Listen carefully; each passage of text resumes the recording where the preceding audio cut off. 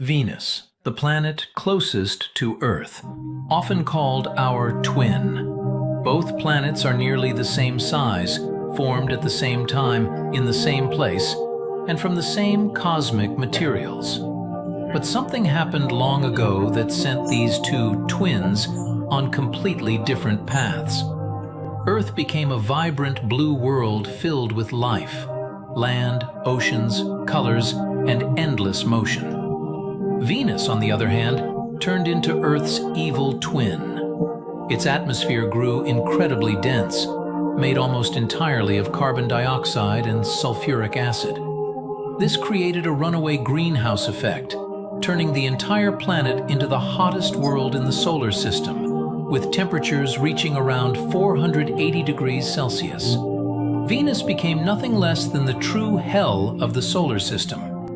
In today's video, we're going to try to bring Venus back, turning it into the good twin of Earth again. We'll explore everything humanity could do to make Venus habitable, and maybe even turn it into our second home someday. First, we look at the habitable zone.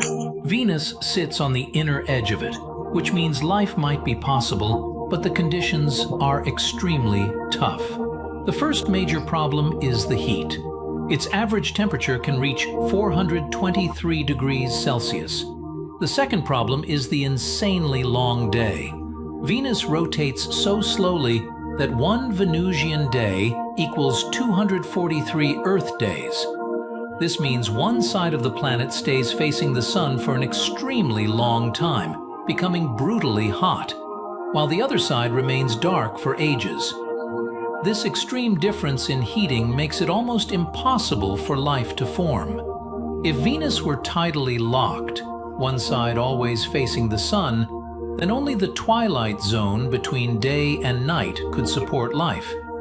You'd literally live in eternal sunset. But instead, Venus's day is even longer than its year. A day there lasts 243 Earth days, while a year lasts 225. This constant shifting of day and night zones makes stable life extremely unlikely.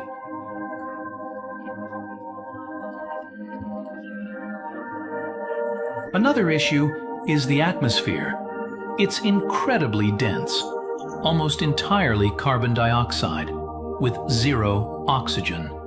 And Venus has no water at all. So now we know the problems. A thick CO2 atmosphere, extreme greenhouse heating, a very slow rotation, no water, and no oxygen. Let's fix them one by one. Before doing anything, we examine two important percentages: the similarity to Earth and the probability of life forming. Our goal is to raise both of these as much as possible. The first problem we tackle is the length of the day. The best way to speed up the planet's rotation is through a massive impact event. We send the moon toward Venus at the right angle and at 9 kilometers per second to increase its spin. We fast forward time, and the moon finally crashes into Venus. The result? The Venusian day drops from 243 Earth days to just 1 day. Looking at the heat map, the impact zone becomes insanely hot, over 4,000 degrees Celsius.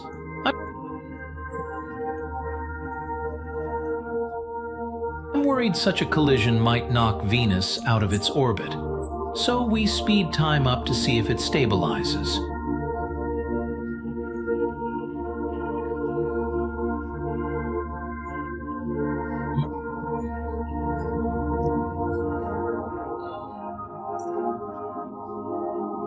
Luckily, Venus stays in its orbit, surrounded by the debris that forms a beautiful ring system.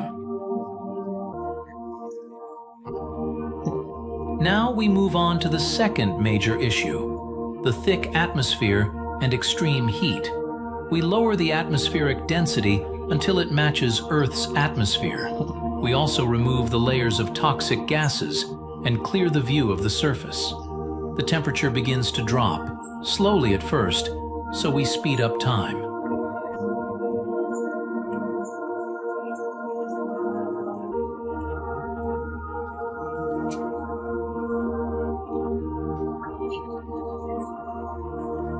When the rings slow down the simulation, we temporarily remove them. As time accelerates, the temperature keeps falling until the average becomes around 21 degrees Celsius. That's a perfect temperature for life. A bit warmer than Earth's average of 15 degrees Celsius, but completely acceptable, especially considering Venus is closer to the Sun. Next, we adjust the atmospheric composition. We remove sulfur dioxide completely. We drastically reduce carbon dioxide.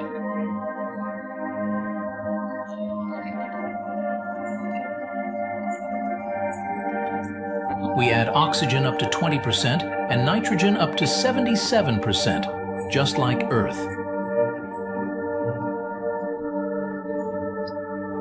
Now we've fixed the atmosphere, the temperature, and the planet's rotation. All that's left is water. We drop water across various regions, creating massive oceans.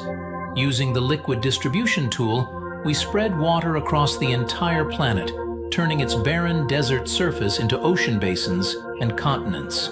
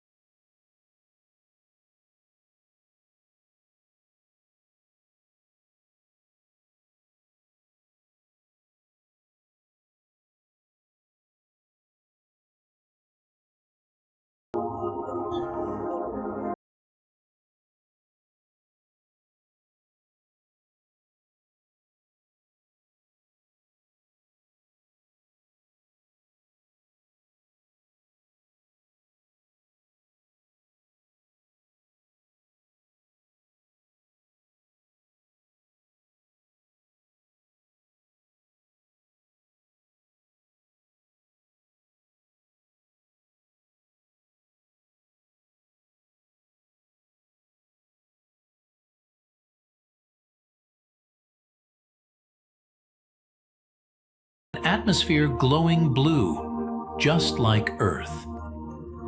By the end, Venus becomes Earth's true twin again, and behind the planet, city lights appear, meaning an advanced civilization now lives there. Since Venus is so close to Earth, only a 4 to 5 month journey, humanity would never miss the chance to colonize it. Over time, it would become a fully independent world, with its own cities, people, and governments. Finally, we return the beautiful rings created by the moon's impact, giving Venus a stunning and unique appearance.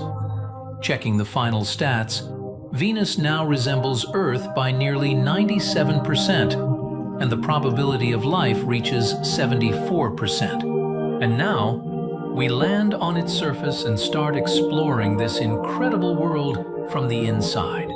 This is what the planet would actually look like in real life.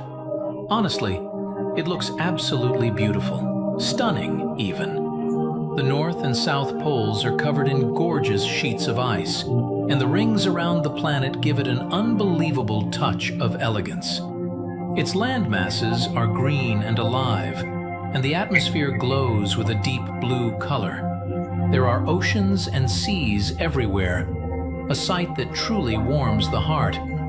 As we get closer, lakes start appearing, rivers begin to show, and patches of green stretch across the entire landscape. Mountains rise everywhere you look.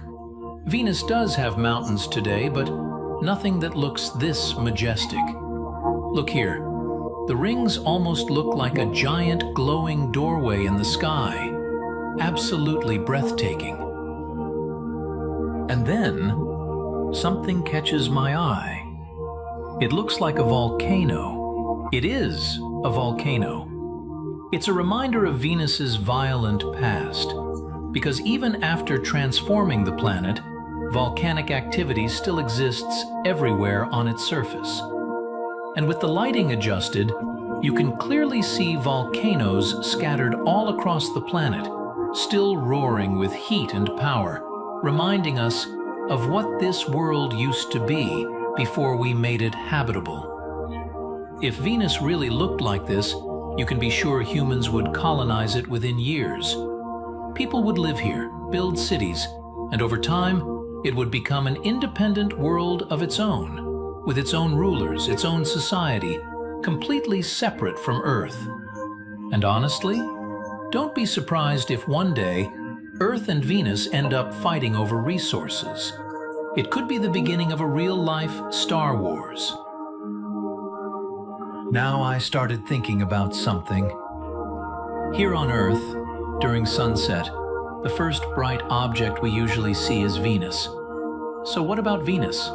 If you were standing on Venus during sunset, would Earth appear as the first evening star? Let's find out. We set the time to sunset.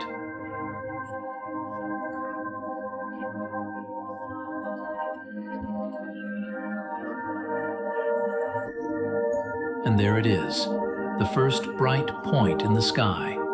Let's zoom in slowly. And yes, there it is. That's Earth. It's crazy to think about. Just like Venus appears in our sky at sunset, Earth, and even its moon, appear in Venus's sky the exact same way. Two tiny bright points next to each other because the two planets are so close. From Venus, Earth and the moon look like a pair of glowing dots side by side. It's honestly an emotional feeling. Imagine standing on another world and seeing a bright light in the sky, knowing that light is an entire living planet, knowing there are people there, people like you, living their lives, breathing, talking, laughing. It makes you realize you're not alone in this vast, endless universe. Now tell me in the comments, do you want a full series where we terraform the planets of the solar system? Just like we did today with Venus, we can move on to Mercury next. Then the gas giants like Jupiter and Saturn, and even their mysterious moons. We'll take each one, explore the problems that prevent life from forming, and see what humanity could do to turn them into living worlds.